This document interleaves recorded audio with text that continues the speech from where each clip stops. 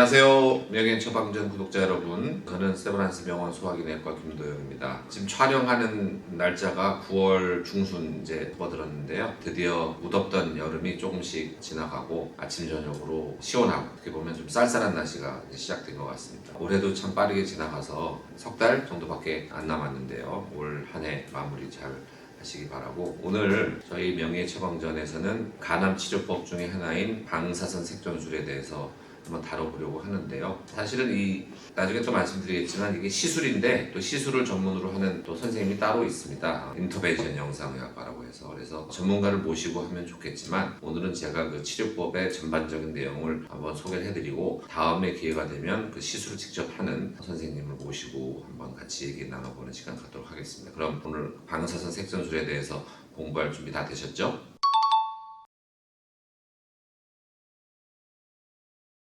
우선 간암 치료에 있어서요, 색전술이라는 단어를 좀 들어보신 분도 있고 처음 듣는 분도 계실 텐데, 색전술이라고 하면 보통 화학 색전술을 줄여서 얘기하는 것입니다. 그래서 이 화학 색전술은 우리가 간암 치료에서 어떤 수술이라든지 또는 약물 치료하는 거하고는 좀 달라서 시술이라고 하는 것이 정확한 표현입니다. 즉, 뭘 개복을 해서 암을 떼어낸다든지 또는 전신으로 약물을 투여하는 것이 아니라 간 동맥을 통해서 가느다란 도관, 우리가 카테타라고 이렇게 부르는데요. 카테타를 통해서 약물을 주입함으로써 종양을 괴사시키는 치료법을 화학색전술이라고 하는데, 여기서 화학이라고 하는 단어는 항암제를 의미하는 것이고요. 또 색전술이라고 하는 것은 종양을 먹여 살리는, 종양을 분포하는 그 혈관을 막아버린다. 이렇게 함으로써 항암 효과 플러스 이 색전에 의한 허혈 효과를 같이 유발을 해서 종양이 죽도록 하는 그런 치료법이 화학색전술인데, 화학색전술에 쓰이는 물질, 항암제하고 색전 물질 대신에 방사능 동위원소 아시죠? 원자력 발전소에서 생산하는 동위원소도 체르노빌, 후쿠시마 이런 데서 다 원자력 물질이 쏟아져 나와서 많은 인명피해가 있었잖아요. 그만큼 이 방사능 동위원소라는 게 굉장히 사람도 죽일 수 있는 살상 효과가 큰 물질이어서, 이 머리카락보다 가느다란 입자를 간암 치료에 이용한 것이 바로 방사선 색전술이다. 이렇게 크게 이해를 해주시면 좋을 것 같습니다.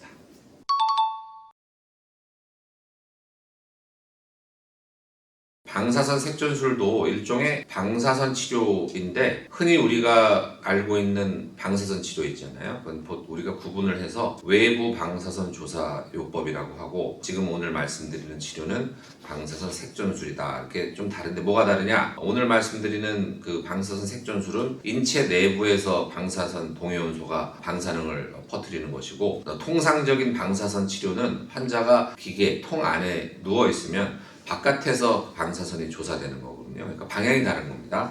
인체 내부에서 방사선이 바깥으로 나오는 거랑 인체 바깥에서 방사선을 쪼이는 그 차이라고 보시면 되는데, 외부 방사선 조사 요법도 마찬가지고 이 방사선 색전술도 마찬가지인데요. 방사선 치료라는 것은 그 효능이 우수한 만큼 용량, 혈량이라고 하는데, 그걸 넘어가게 되면 효능보단 독성이 나타나기 때문에 한 번 치료 과정이 끝나면 또 다시 방사선을 하기가 어렵다. 그래서 방사선 색전술도 통상 병변이 하나 있으면 그 부위에 한 번 치료를 하고 끝나는 것이고, 또 반복해서 또 치료하기가 어려운 그런 점이 있습니다. 그리고 이 방사선 색전술에서 이 방사능 동위원소가요, 이 간암 종양 내부에만 머물러 있어야 그것이 간암을 효과적으로 죽이고 다른 부작용이 안 생기는 겁니다. 만약에 이 방사능 동위원소가 종양을 벗어나서 다른 장기로 이동한다. 그러면 그 장기에 방사선 노출이 되잖아요. 제일 중요한 장기가 폐거든요. 그래서 폐에 이 방사선 동위원소가 날아가지 안 날아가는지 미리 확인을 해야 돼요. 그래서 본 시술 전에 사전 검사라고 해서 가짜 입자를 간동맥을 통해서 쏩니다. 그렇게 되면 동위원소 촬영을 해서요, 입자가 폐로 날아가는지 안 날아가는지 확인을 해서, 아주 소량만 날아가는 걸 확인을 한 다음에 약을 주문을 해서, 보통 외국에서 약을 주문합니다. 약을 주문해서 일주일이나 열흘 후에 본 시술을 하는 것이 이 방사선 색전술의 특징인데, 그래서 화학색전술과 다르게 두 번을 입원해야 되는 좀 번거로움은 있지만, 한 번 입원하실 때 보통 1박 또는 2박 정도 짧게 입원해서 아주 오래 입원하는 건 아니기 때문에 큰 불편함은 없을 것 같습니다.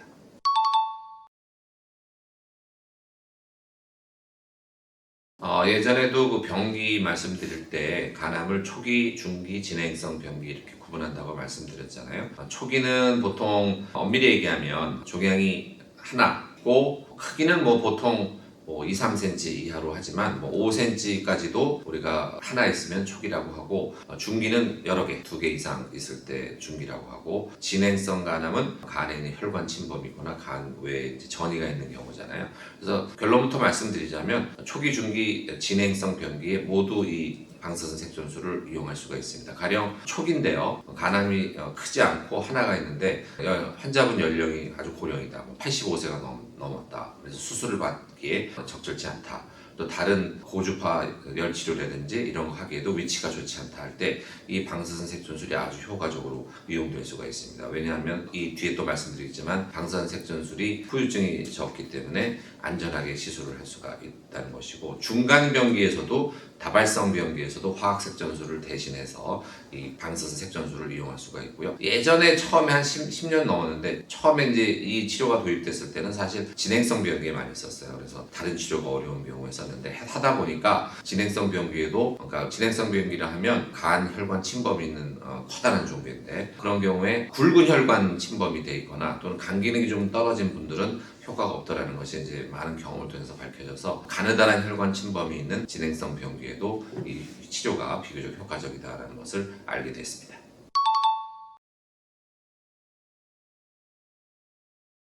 보통 방사선 색전술을 화학 색전술하고 비교를 많이 하는데요. 그 효과나 안전성에 대해서 방사선 색전술하고 화학 색전술을 직접 비교한 그런 결과는 없지만, 개별 치료에 대해서 간접적으로 비교를 한 거를 보면 어떤 치료를 했을 때 더 오래 사느냐를 사실 제일 중요하잖아요. 하지만 어떤 치료가 더 환자를 오래 살리느냐 하는 거는 아직 결론이 없지만 비슷하다고 보는 것이 현재까지의 의견입니다. 그래서 생존 연장 측면, 생존율 이런 측면에선 두 치료의 차이가 없다. 하지만 다른 측면이 있죠. 반응률이라고 하는 것인데, 예를 들어 치료를 하고 난 후에 종양이 완전히 다 죽는다, 완전 반응이라고 하거든요. 또 부분적으로 죽는다, 부분 반응이라고 하고, 이런 종양의 괴사 정도에 있어서는 화학색전술보다는 방사선 색전술의 효과가 더 좋다라는 것이 일반적인 얘기고요. 한번 치료를 하고 나서 또 재치료까지 걸리는 시간, 다시 치료를 해야 되는 때까지의 시간도 방사선 색전술이 더 오래다. 그러니까 화학 색전술은 좀 자주 치료해야 되는 그런 단점이 있지만, 방사선 색전술은 한번 치료하고 오래 환자가 편안히 있을 수 있다. 또 다른 면은 부작용 측면입니다.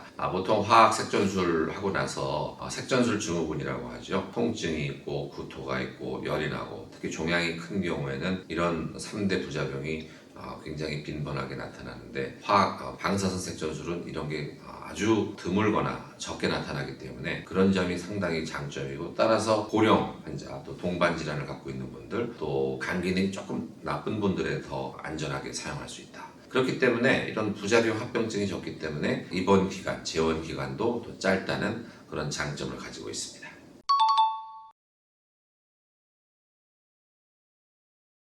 결론적으로 말씀드리면 보험은 되는데, 이제 건강보험이라는 게 완전 급여, 완전 보험이 있고 선별급여라는 용어가 있습니다. 그래서 완전 급여라는 거는 국가에서 100% 보험을 해주는 거고요. 선별급여라는 거는 환자 부담을 일정 부분 지우는 거거든요. 그래서 이 치료가 예전에 급여가 안 됐을 때 비용이, 환자가 부담하는 비용이 한 1,600만 원 정도 됐어요. 제 기억이 맞다면 한 10년 전에는. 근데 이제 환자 부담이 너무 크다 보니까 정부에서 보험을 해줬는데, 정부도 이제 재정이 한계가 있으니까 완전 급여는 지금 어려운 상태고 선별 급여를 해주고 있습니다. 그래서 선별 급여에서 80%를 환자가 내고 한 20%를 정부가 내는 형식이 되는 거예요. 그래서 환자 부담, 예전에 1,600만 원보다는 줄었지만 아마 병원마다 좀 차이가 있을 수 있습니다만 정확한 가격은 아닙니다만, 환자 부담이 한 800만 원, 700에서 900만 원 사이라고 얘기하는 것에서 맞겠는데, 그 정도에서 환자가 부담을 하고 나머지를 이제 급여를 해준다, 이렇게 이해하시면 될 것 같습니다. 오늘 조금 전문적인 치료라고 할 수 있는 방사선 색전술에 대해서 이미 많은 환자들이 이 치료를 받았고요. 점점 우리나라에서 이 방사선 색전술 치료를 받는 분들이 많아지고 있습니다. 그래서 좀 생소할 수도 있는 치료법일 수 있지만 소개를 해드렸습니다. 다음 기회에 이 치료를 직접 시술을 하시는 인터벤션 영상의학과 교수님을 모시는 기회를 갖고 좀 더 자세히 알아보는 시간 갖도록 하겠습니다. 환절기인데 감기 조심하시고 우리 명예 처방전 구독자 여러분, 시청자 여러분 모두 간편한 생활 보내시고 안녕.